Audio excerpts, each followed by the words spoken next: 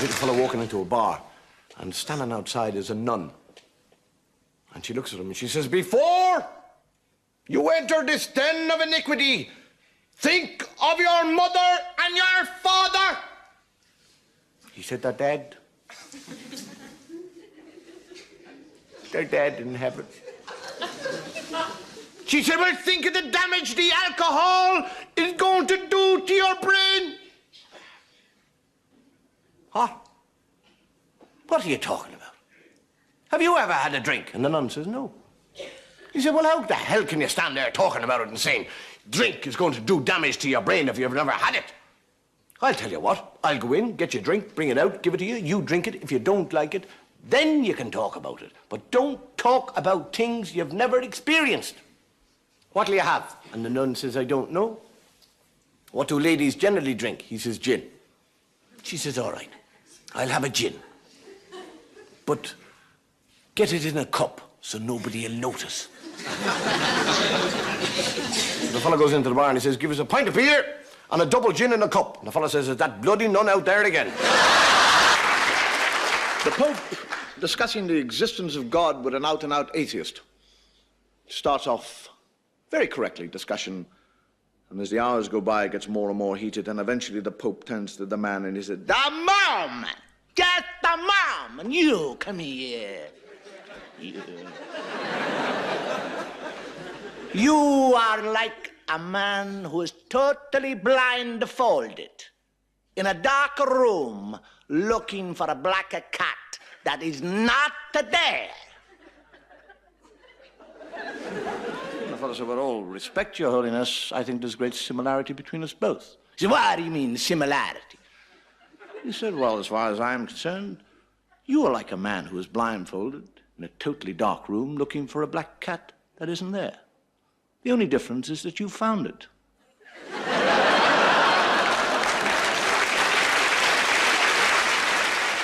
Get a nun, gets up in the morning and leaves and walks down the corridor. And another nun looks at her and says, it's a difficult thing to say, another nun, and says, "You got out of the wrong side of the bed this morning." And she goes on down, and another nun says, "You got out of the wrong side of the bed this morning." And this happens 15 times, and by then she's livid. And she meets the Mother Superior. And the Mother Superior is just about to open her mouth, and the sister says, "Don't tell me that I got out of the wrong side of the bed this morning!" And the Mother Superior said, "I wasn't going to say that. I was just going to say, what are you doing with the bishop's shoes on?"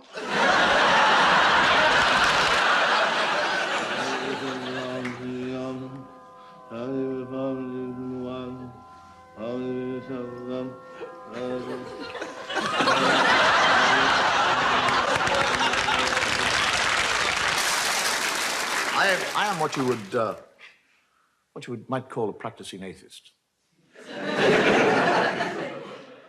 I'm quite happy to be an atheist because I think actually God likes atheists better. We never ask him for anything. We're not bothering him all the time saying, "Oh God, please help me, I want this thing." And as a practicing atheist, there's certain things that I travel around the world, and no matter where I go, somebody called Gideon leaves me this book to read. It's an Irish book because it says it all began at the beginning.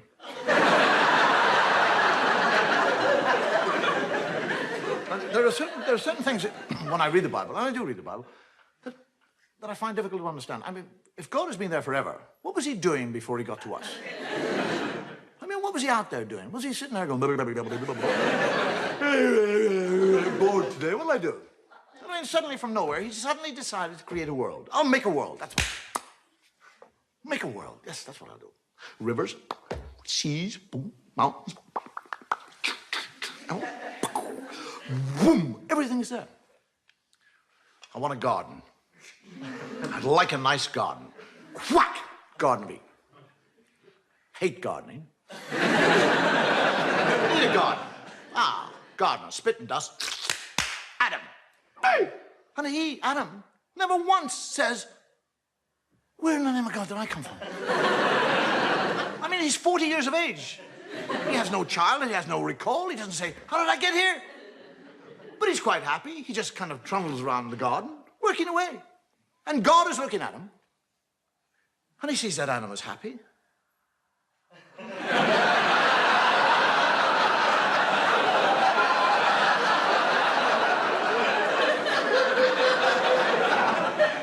I didn't put him there to be happy. I'll put a stop to that. And God, during the night, sneaks down like a thief and steals, doesn't ask, doesn't request, steals it. His rib. And from his rib, he makes woman.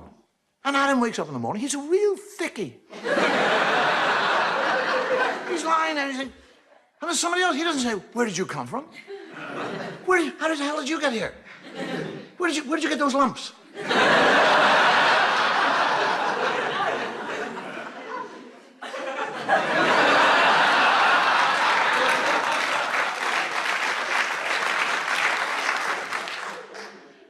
Just goes out and goes gardening.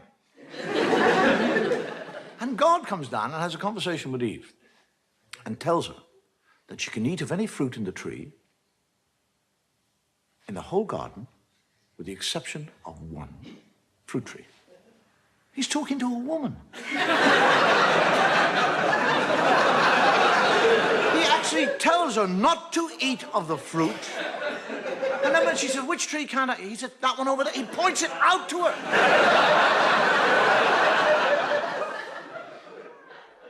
And when he goes and hides, and she sneaks up to the tree, and a snake comes down and has a conversation. A snake. Now, if I see a snake, I'll back off. One starts talking, I'll crap myself.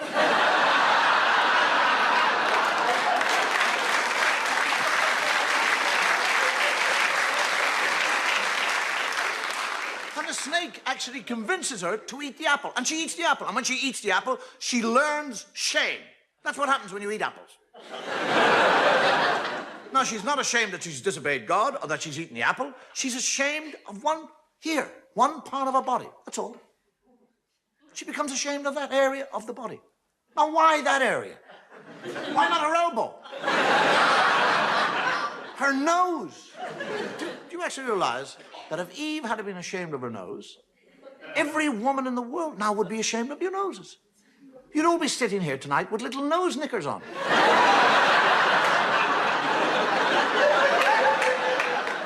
Men would be in nightclubs watching totally naked ladies with G-strings on their nose.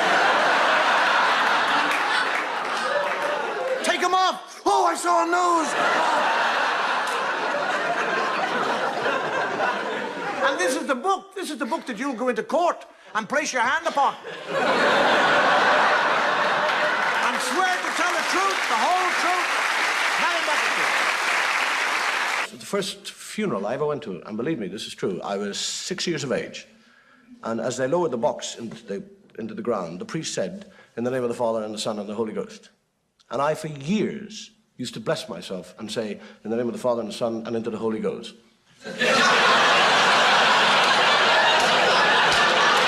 One final custom that we have in Ireland regarding death and a funeral is that only one person who is buried in a graveyard can go to heaven. Which basically means if two people are buried in the same graveyard on the same day, the last one in has got to wait till tomorrow. So can you imagine what would happen if one funeral met another funeral going to the same graveyard?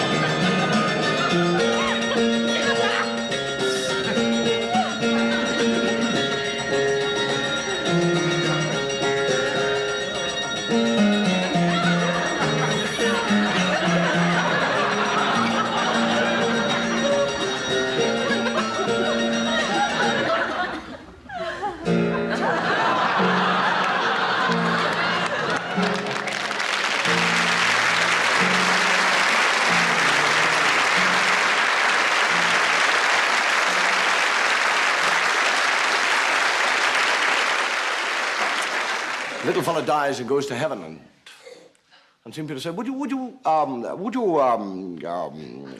like to have a look around heaven? And the fellow, yeah, I would, actually. So they're looking around heaven.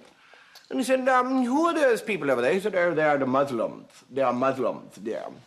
And over there we have the Jewish people. And these are Anglicans and Hindus, Baptists. He said, why do you have this big wall here? He said, behind the wall, you see, we have the Catholics. He said, why do you have the Catholics behind the wall? He said, shh, they like to think that they're the only ones here.